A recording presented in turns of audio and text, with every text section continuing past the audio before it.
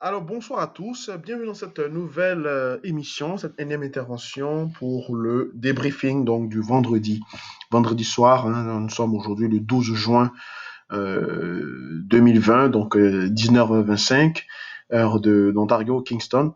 Alors, ce soir, on va regarder les marchés attentivement et puis aussi euh, préparer la semaine, la semaine qui arrive, d'accord, la semaine, la deuxième semaine de juin. Et il faut dire que c'est avec beaucoup de satisfaction que je fais cette émission parce que c'est d'où l'intérêt d'ailleurs de suivre ces émissions parce que comme vous le savez, car lorsqu'on prépare les marchés les lundis, on donne des stratégies. La plupart du temps, ce sont des stratégies payantes et j'espère que vous en profitez parce que voilà, c'est tout à fait inédit les positions que nous prenons sur les marchés car la majorité d'entre elles se réalisent avec les scénarios qui se produisent. Et de toute façon, on a aussi des moments où on a des difficultés. Les marchés souvent nous mettent en difficulté, mais c'est très rare. Et également, ce qui est le plus important ou ce qui est le plus intéressant, c'est d'en tirer les leçons, d'accord, pour ne plus que on soit davantage ballotté par le marché. Alors, vous avez vu cette semaine, j'avais dit que le lundi, il fallait que l'USDK tienne 1,33 800 pour qu'on rebondisse à l'achat pour aller viser le seuil des 1,36. Eh bien, comme vous l'avez vu, regardez comment c'était propre. On a clôturé pile poil sur 1,38 800, qui était le seuil qu'on surveillait pour acheter. Et le marché a rebondi. Il est parti toucher 1,36. Il a même dépassé. Il est allé jusqu'à 1,30. 1,36, 1,36, 580, 36, 600. Ouais, OK. Donc là, on est en train de faire une fermeture. On a clôturé quasiment dans on va dire, un début de double top. Donc, évidemment, c'est le marché, étant donné qu'on a clôturé en dessous d'ailleurs de 1,36, qui était en fait la confirmation comme quoi l'USD4 était donc dans les prédispositions pour accélérer. Et aussi, à très court terme, en H4, on vient de clôturer avec une structure que vous aimez tous et que vous connaissez, qui sont les double top. Les double top, par définition, ce sont des doubles échecs consécutifs sur une même zone. D'accord? Alors, qu'en est-il de tout ça? Je ne vais pas trop long ce soir parce que on a suffisamment partagé d'informations sur le contexte économique et on ne fait que faire du suivi. Au niveau du dollar, vous le savez, avec les chiffres présentement de la Fed, elle n'a pas intérêt. Vous avez entendu le discours de Jerome Powell le mercredi. Pour ceux qui n'ont pas suivi, je vous invite à aller le voir. Mais en gros, il a été très pessimiste sur le dollar ainsi que sur les indices. Il a donc de façon catégorique répondu à une question de journaliste comme quoi quand on lui a demandé qu'en est-il de l'état du dollar, est-ce qu'il y aura a priori dans le futur des politiques monétaires restrictives, il a dit clairement que la Fed ne songe à aucun moment d'augmenter les taux d'intérêt dans des phases de marché de cette nature, d'autant plus que voilà, ils n'ont pas de marge justement pour continuer toujours à aller avec une politique monétaire neutre. Donc, forcément, il ne l'a pas dit de cette façon, mais il a avoué en fait à demi-mot que il ne peut que baisser les taux d'intérêt, mais pas de les monter, qu'à aucun moment il ne songerait à monter les taux d'intérêt. Et n'oubliez pas que nous sommes dans une fourchette entre 0 à 0,25%. D'accord? Donc, inévitablement, on ira dans des politiques monétaires à taux d'intérêt négatif. OK? Ensuite, il a également montré, il a aussi avoué à demi-mot que nous étions dans une récession parce qu'il a dit que les perspectives économiques, pour l'instant, avec les chiffres macroéconomiques, ne peuvent pas s'améliorer avant 2022, alors qu'on sait que techniquement, une récession, c'est entre 6 mois à 2 ans de durée. D'accord? Donc, ce sont de phrases techniques que nous, les fondamentalistes ou les macroéconomistes, quand nous entendons, ça nous permet déjà de cadrer le marché et de savoir que nous sommes bien sûr en récession, même si ça peut surprendre beaucoup de gens qui pensaient que en fait on venait de reprendre, étant donné qu'on a même inventé un mot qui est vraiment spécial quand on parle de bearish market rally, c'est-à-dire un rallye haussier dans un marché baissier.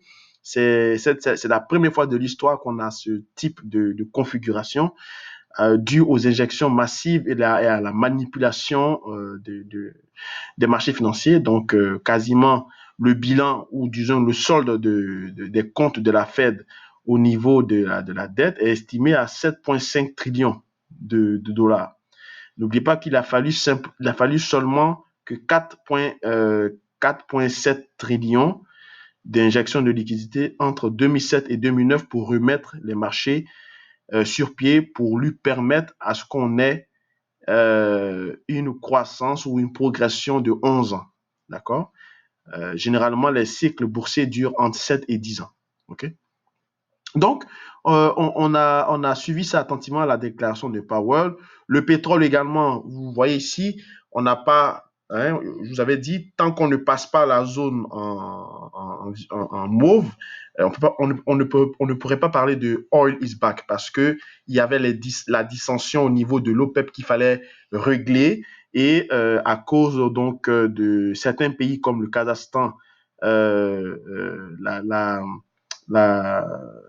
la Russie et tout ça qui s'amusaient à doubler leur production pendant que le prix est en train de récupérer de son traumatisme d'avril et de mai.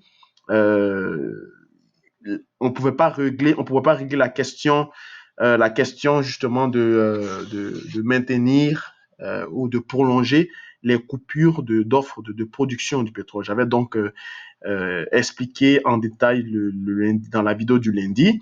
Donc, pour ceux qui n'ont pas suivi la vidéo, vous pouvez donc retourner regarder s'il vous plaît. Donc, c'est là-dedans que j'ai expliqué ce qui guettait sur le pétrole. Donc, vous voyez que le pétrole commence à montrer des signes de faiblesse.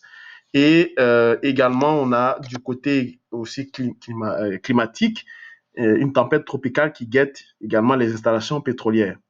Avec le niveau des inventaires du pétrole actuellement, ce n'est pas fait pour arranger les anticipations sur le pétrole. Vous avez vu qu'on a perdu pratiquement 8% en ligne droite aussi parce qu'il y a le spectre de la deuxième vague du coronavirus et ça, bien sûr, ça pèse lourd sur les marchés financiers, non seulement actions, mais les marchés financiers, les marchés pétroliers. Parce que ça va encore augmenter l'offre qui s'accumule malgré les coupures et diminue également la demande. Hein. N'oubliez pas que ce mouvement qui s'est fait ici, ce mouvement qui a commencé en janvier-février, c'est le mouvement dû au coronavirus. D'accord?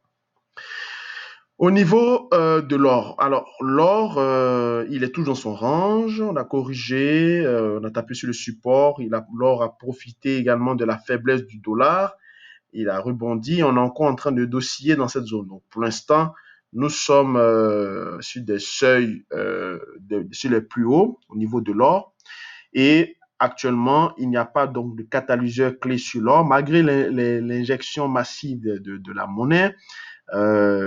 Plusieurs acteurs du marché anticipaient donc une inflation provoquée par cette liquidité. Le marché n'a pas vraiment réagi de cette façon puisqu'il y a aussi d'autres données concernant la manufacture, des secteurs manufacturiers, concernant aussi les rendements obligataires qui sont pour l'instant qui étaient, on va dire, pour l'instant baissiers compte tenu du rebond du dollar.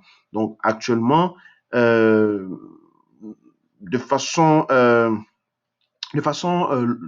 va dire, dans une vision long-termiste ou bien moyen-termiste, le dollar est sujet à une pression baissière. Hein. Donc, d'un point de vue commercial comme d'un point de vue politique ou économique, le dollar est sujet à des pressions baissières. Et dans un contexte où les marchés financiers, donc les marchés actions baisseront, les devises seront donc soit sur des creux ou des sommets et on aura des changements de politique monétaire, il faudrait un rebalancement, donc un réajustement en termes d'arbitrage avec des matières premières. Et souvent, ça se fait avec l'or. D'accord?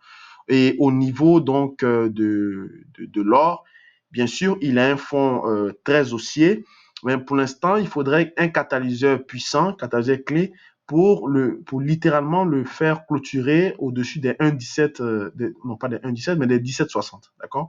Il faudrait un catalyseur clé pour permettre à ce que l'or puisse surpasser son range, son éternel range qui a duré maintenant presque un trimestre, pour qu'il puisse au moins clôturer vers la zone des 17,60 pour avoir maintenant une accélération haussière. Mais pour l'instant, c'est du statu quo et l'or ne quitte pas donc ses sommets de 17,45, 17,55. Hein. Dollar néo-zélandais, dollar américain, dollar australien, dollar américain, c'est le même combat. Le dollar, disons, a été faible pendant de longues périodes. Ces deux paires en ont profité. Il a rebondi un peu sur ses creux, même si la tendance de fond baissière demeure. Ils ont aussi corrigé pour des prises de bénéfices et pour l'instant, le moins qu'on puisse dire, c'est que d'un point de vue commercial, l'Australie s'est plutôt calmée. On a eu des chiffres commerciaux sur l'Australie qui s'avèrent être presque positif, donc un budget plus ou moins équilibré. Malgré le froid qu'il y avait entre la Chine et l'Australie, ça se règle progressivement. Vous savez que la Chine est le premier partenaire commercial de l'Australie. Ce sont tous les deux des territoires qui dépendent fortement des matières premières. Donc actuellement, avec la baisse du dollar, ça doit être très intéressant pour justement profiter pour l'exploitation, on va dire, euh, l'exportation pardon, des matières premières, notamment l'or. Et pour l'instant, le dollar australien a été vraiment attractif en cette période de mars à mai. Pour l'instant, le dollar, étant donné qu'il est en phase de stabilisation, on risque donc de voir encore une correction également, une continuation, on va dire, haussière au niveau du dollar australien, dollar américain et dollar néo-zélandais. Vous voyez, hein, à l'écran, c'est la même configuration, sauf qu'au niveau du dollar australien, dollar américain, on a une sorte de latéralisation, mais qui se fait de façon oblique, de façon diagonale, tandis que la latéralisation du côté du dollar néo-zélandais est vraiment horizontale et on a eu donc une sortie par le haut qui s'est soldée par une correction, légère correction en fin de séance, une sorte de prise de bénéfice. D'accord? Alors, pour finir sur le dollar américain, dollar canadien, étant donné qu'on a clôturé en dessous de 1,36, qui s'avère être le signal acheteur pour ce début de deuxième partie de l'année, je m'attends à ce que l'USD4 soit baissier pour les semaines à venir, étant donné que le dollar aussi montre des signes de faiblesse. Certes, il a rebondi, mais c'est un rebond qui est un rebond, on va dire, normal après avoir donc déprécié massivement. On est sorti de ce range par le bas. Il y a eu des prises et bénéfices sur le dollar. On va avoir un recalibrage des actifs. Pour l'instant, on avait assisté à un appétit pour le risque. On a eu donc on a des inquiétudes au niveau de la seconde vague pour la période de déconfinement aux États-Unis et ça a permis donc aux indices qui étaient en euphorie de respirer profondément. Également, le discours de Jerome Powell n'a pas vraiment aussi aidé au niveau des perspectives. Donc, pour l'instant, on semble avoir fini d'opter pour l'appétit pour le risque. On n'est pas encore passé en risque off, mais on est en train de se stabiliser et lorsqu'on passera en risque off, donc les indices seront moins enclins à monter. Le dollar, lui, tentera peut-être d'accélérer, mais il est toujours très soutenu à très court terme, mais à moyen terme, il est littéralement maîtrisé avec un bilan de la Fed qui est lourd, très lourd. Ils n'ont pas intérêt à augmenter les intérêts puisque ça devient payant de s'endetter en dollars américains du point de vue des bailleurs de fonds. et ça serait très intéressant à suivre pour les échéances à venir. Le dollar canadien, lui, pour l'instant, également, il y avait une prise de bénéfice compte tenu des chiffres de l'inflation qui était, on va le mettre rapidement pour avant de clôturer ce débriefing.